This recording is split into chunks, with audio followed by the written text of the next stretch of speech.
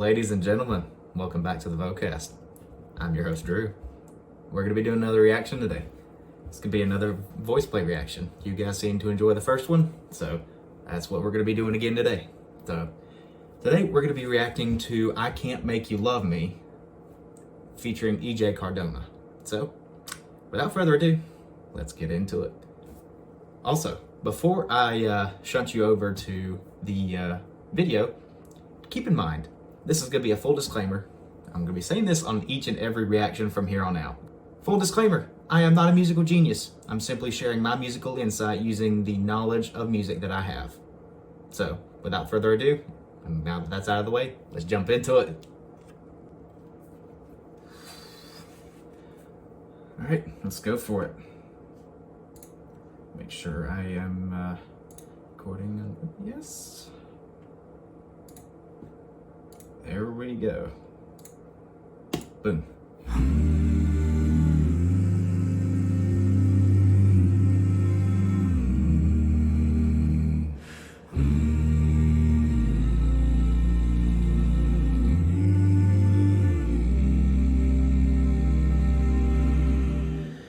Turn down the lights, turn down the bed, turn down these voices inside my head. So I think we're in the key of E flat major.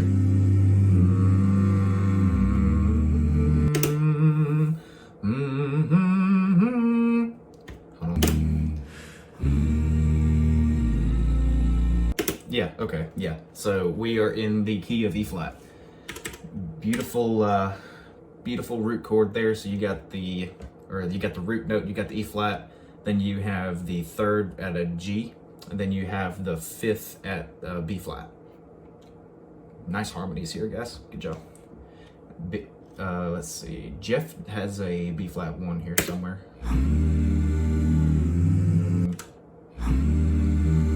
Okay, that was an E flat.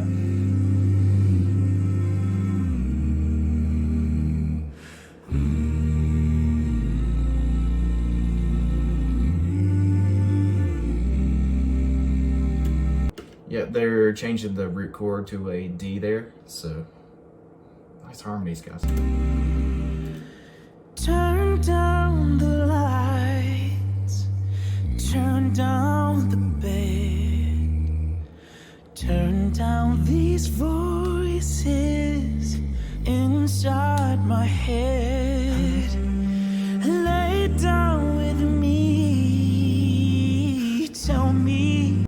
So with these chords that they're doing here, something that you will probably noticing is what we call in the music world is, excuse me, let me rephrase that. I can't talk today. What you're hearing is called dissonance. It sounds like a little bit of clashing. So you get two notes that are somewhat close to each other, and it almost sounds grindy, you know, it's almost like it's clashing a little. I'll show you. Inside my head, lay down Here. with me. So it's almost like it's almost like they don't belong together, but they kind of do, in the sense that it doesn't sound bad. It's just it's there to create musical contrast. So I'm gonna play that little spot for you one more time so you can kind of see what I'm talking about. Lay down with me, tell me no lies, just hold me close. Ooh! Ooh, hello.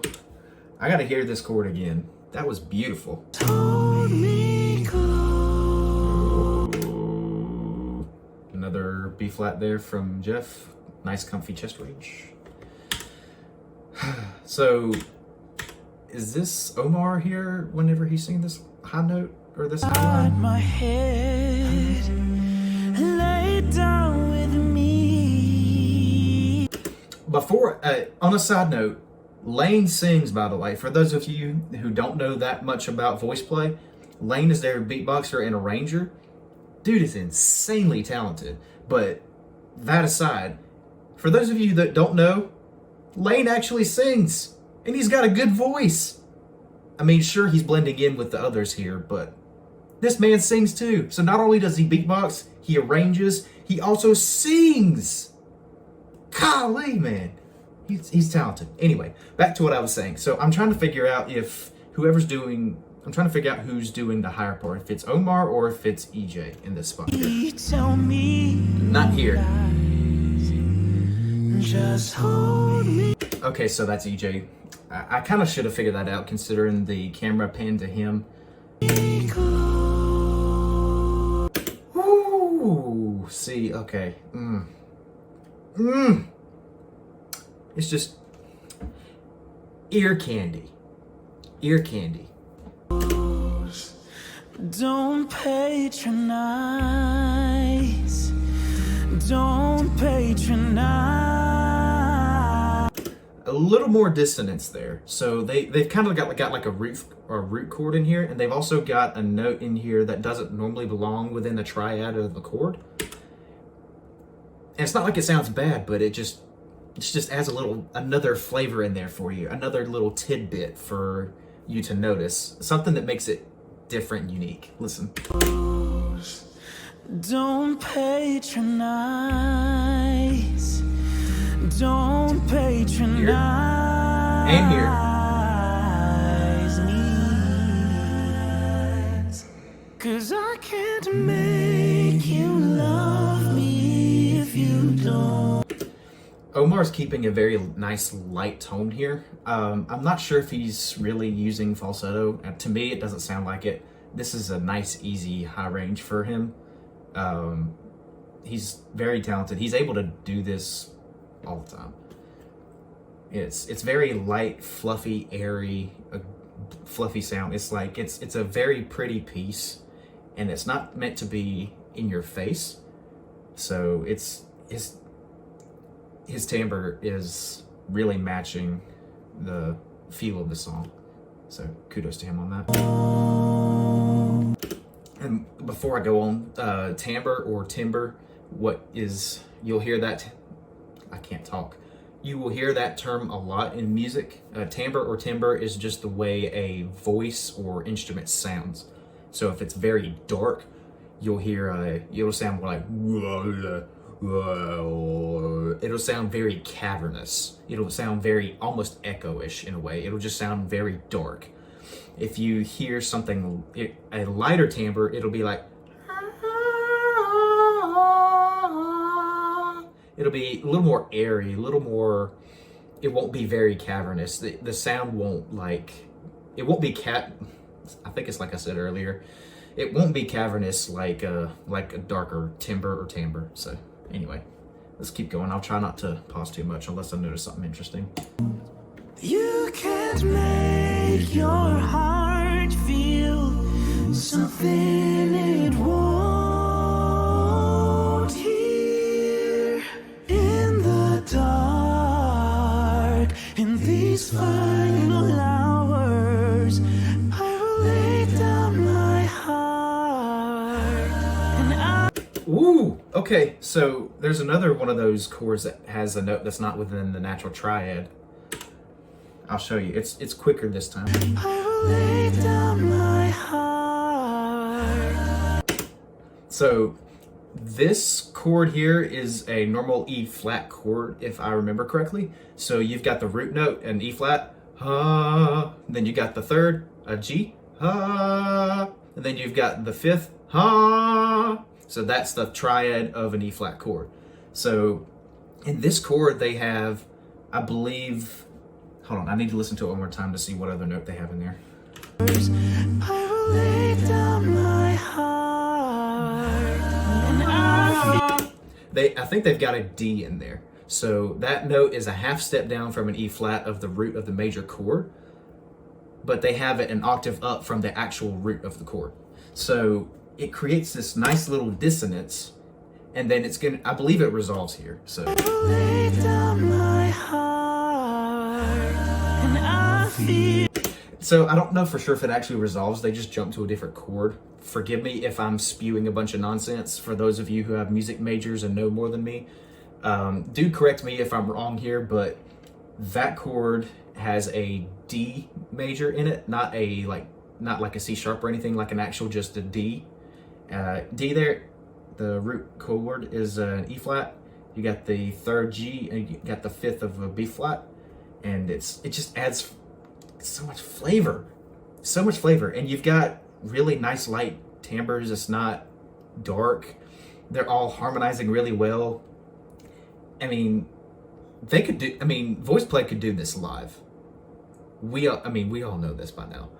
I mean, they've been doing this for years, and it's like, I imagine that if they all performed live, they could find any note they wanted to, and they could all sing any chord they wanted to, anytime.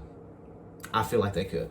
Now, I don't know for sure if they would answer the same way, but they get so much more talented every single time they do a cover of a song or something like that.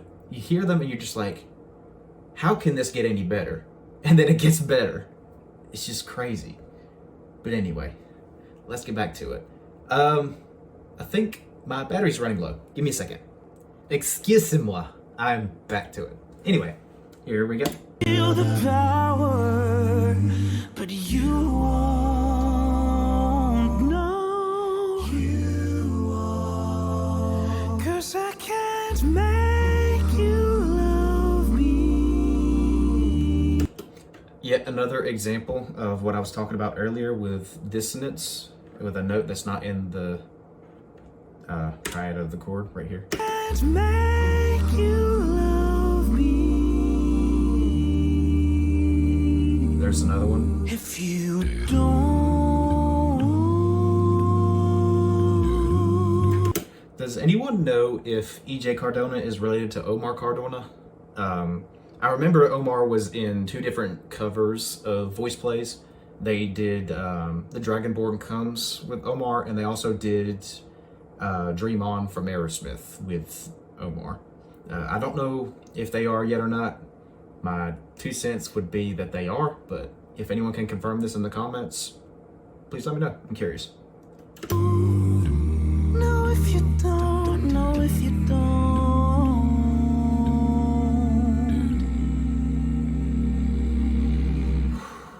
I'll close my eyes, and then I won't see the love you don't feel. So it's like I said in the other Voiceplay video too. It's that Voiceplay is known for never keeping the exact same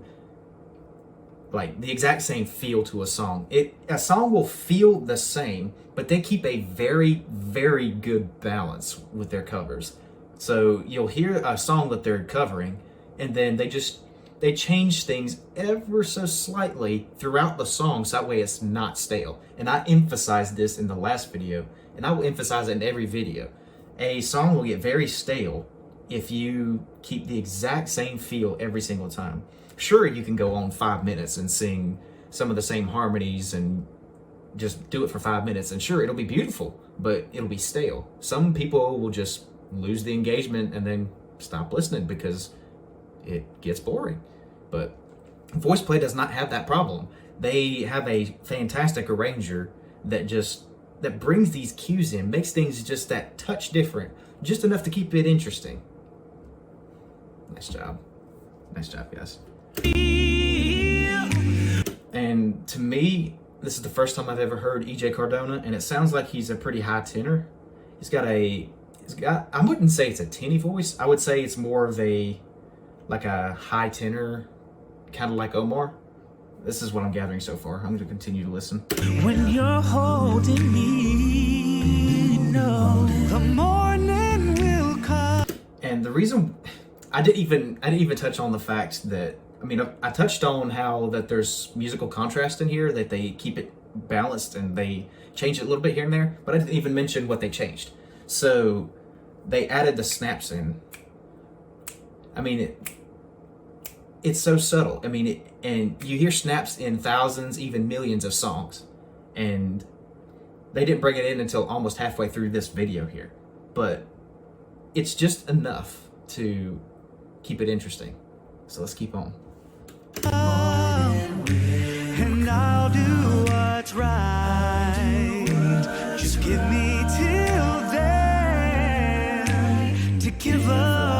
this fight, and I will give up this fight. Jeff's not going too low, but it's some really smooth notes in the background here. To give up this fight.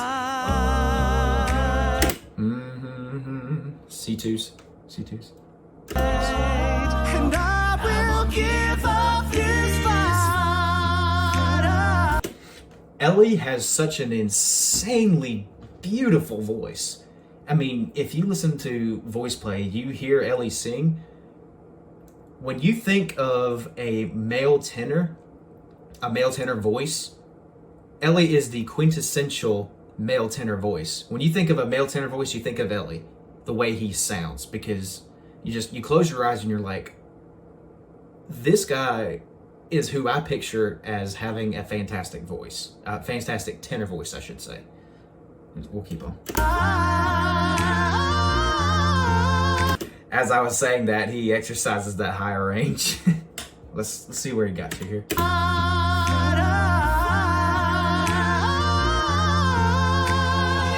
C5? Sounds like a C5. Oh, hello, wait. C5, I believe. I think he went to an F5 for a second there. I can't make you love me if you don't. You can't make. So the snap, it makes it feel like you're almost like taking a walk, or like a nice walk in a park with a breeze blowing behind you and it's 70 degrees outside. There's something else that Voiceplay is also good too, is creating the vibe of a song. It makes you, if you close your eyes, this song makes you feel like you're walking in the spring in a park with a breeze, singing about how you can't make somebody love you. I mean, it's phenomenal the way that they're able to make you feel music and make you think about what's in a song versus just listening to a song. It's phew, man. Make your heart feel something little. The bass line Jeff is doing here, doom doom doom doom doom doom. Notice. Something little here in the dark. Oh, G1 Jeff. G1 Jeff. I'm gonna start calling him G1 Jeff because his G1s are insane. G1 Jeff. Right here. Ooh. Nice. People don't give him enough credit. His G1s are just so thick. I mean, it's like Peter Barber said in his cover of Misty Mountains when he was reacting to that. It's thick, thick, thick with 3 C's. One more time and we'll keep on.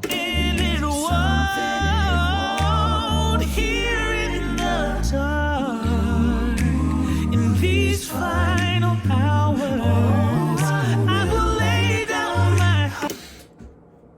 I'm gonna stop pausing, I promise, but there's just so many musical things happening here. So Jeff is laying a phenomenal bass line. I mean, and he's not even really smashing low notes like he's known for being able to do in this one. He's keeping it a little bit more dialed back, and I love that. He's starting to balance it out a little bit more lately, and that's just showing that he's just that talented as a bass singer. You hear the notes he can sing and you're like, boom, he'll hit a G, he'll slam a G1 in a song, or he'll go slam a subharmonic like a C or something. But then you get songs that are a little more light, a little more laid back, and he's just sitting here laying a really nice bass line, and it's almost like he's actually playing a bass but with his voice, and he's just given a nice foundation for the rest of the group to sing, and it's lovely. I mean, you can't beat a bass singer like him. He's top notch. And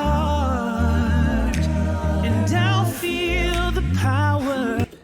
A1 from Jeff there.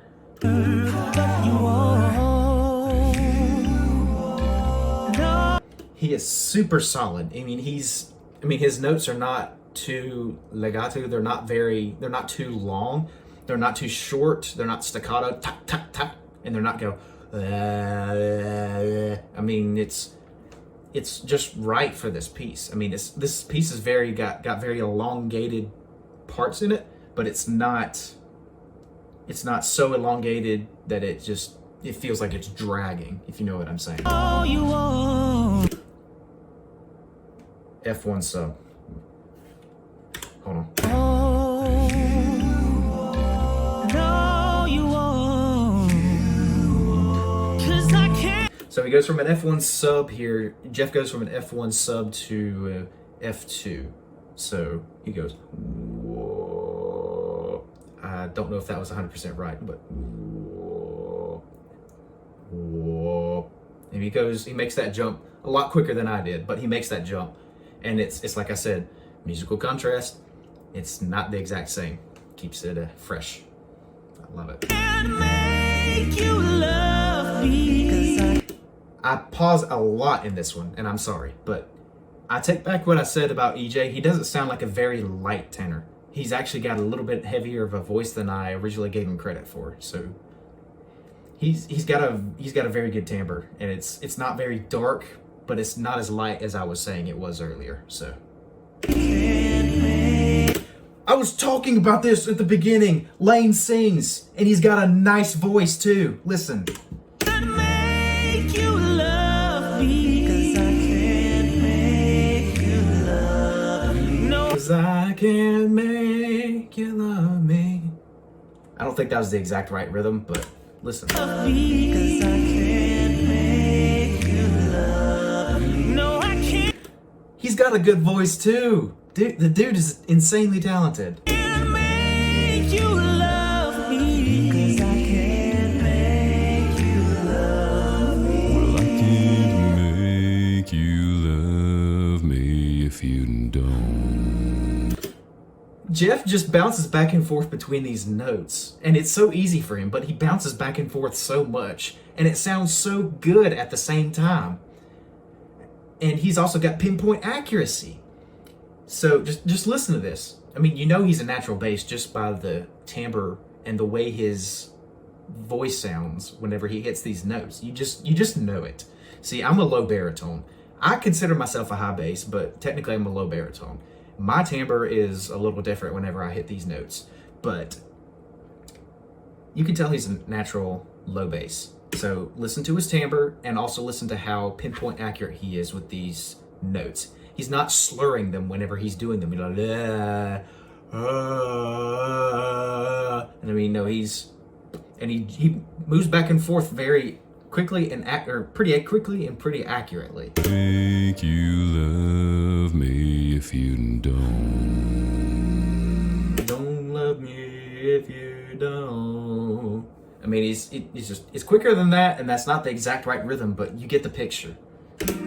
You can't make your heart feel something it won't. And he's also keeping back, he's given a more of a natural timbre here, so it's not like he's not pushing for these notes, so you notice that you really know that he's not forcing this. You know this is in his natural range every single day. You know, it's very relaxed.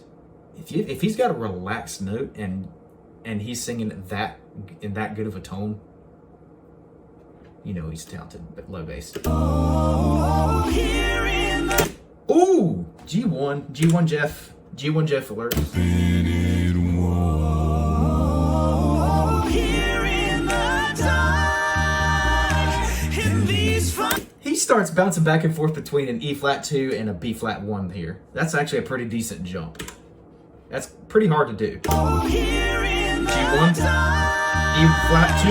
in these front. That little spot, he's bouncing back and forth in the bass line. E flat, B flat 1, E flat 2. I'll play it one more time and then we'll move on. Oh, here in the dark. In these final hours. There's just too much going on. I can't stop at every single spot. Voiceplay's arrangements are so convoluted, and they're so beautiful. They're not simple at all. I want to stop at every single piece, or I'm going to run out of time. But you get what I'm saying. He's jumping back and forth like four or five tones away. And you can't just jump back and forth that easily without some serious training and some serious practice. Lay down my heart, I'll feel the power, but you won't know. More dissonance. You won't, 'cause I can't make you love me. EJ almost sounds he's dipping into head voice here. Correct me if I'm wrong in the comments. If you don't, if you don't, ooh.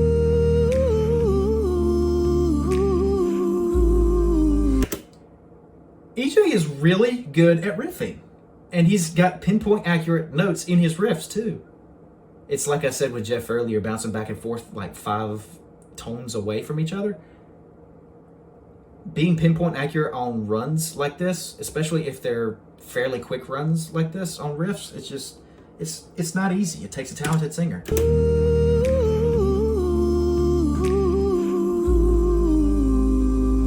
Descending riffs are harder than ascending riffs, by the way.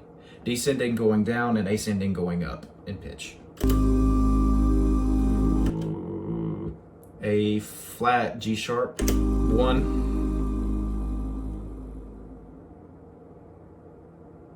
Ooh, man. Ooh. Listen to that last note one more time, and then I gotta wrap this up.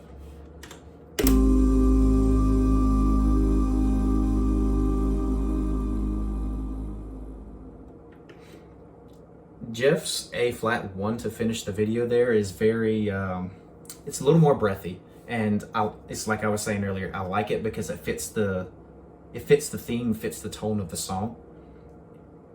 It's, sorry. It fits. It's a perfect way to end the song. It's like you hear in a lot of classical music. If you get like slower classical music, it's gonna be like very nice, pretty harmonies, and it's gonna be like flow. For lack of better terms, some slower classical music you'll hear, it starts off quiet and pretty, and then it builds in volume and intensity, and it builds and it builds and it builds, and then it pulls back. It's literally like waves in an ocean. It goes push, pull, push, pull. It does this throughout the piece sometimes. Sometimes you just get pieces or covers like this that they start off quiet and they build, and so they swell like the sea, like a wave, and then they just come back down to a point and they stop at the end. And I think that's what they did here.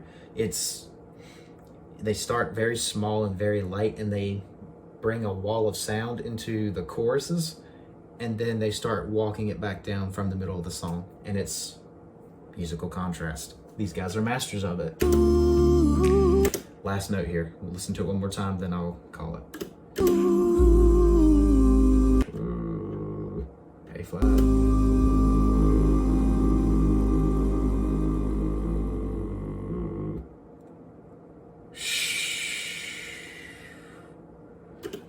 Man, there was so much to talk about in that. It was so good. You know, I might have to start like doing longer episodes for like these really complicated ones, where the ones where I stop a lot, because man, there's so much to recognize, and I can't evaluate every single little bitty thing, because with Voiceplay covers and arrangements, I would literally be sitting here all day long, all night long, because there's just so much to evaluate. There's so many little musical trinkets in their covers and in their arrangements. There's just so many little things. I mean, you saw how many times I went in here and I pointed little things out to you. You just can't sit here in one session and you can't sit here one session and do it all. I mean, you'd spend all day long doing it. So I don't know that I've actually heard the original song, but this was gorgeous. Like, it was really good. So I'm gonna have to go listen to the original song on my off time. So that was a good job. Voiceplay, blowing my socks off yet again. With that said, folks, I think I'm gonna call it here.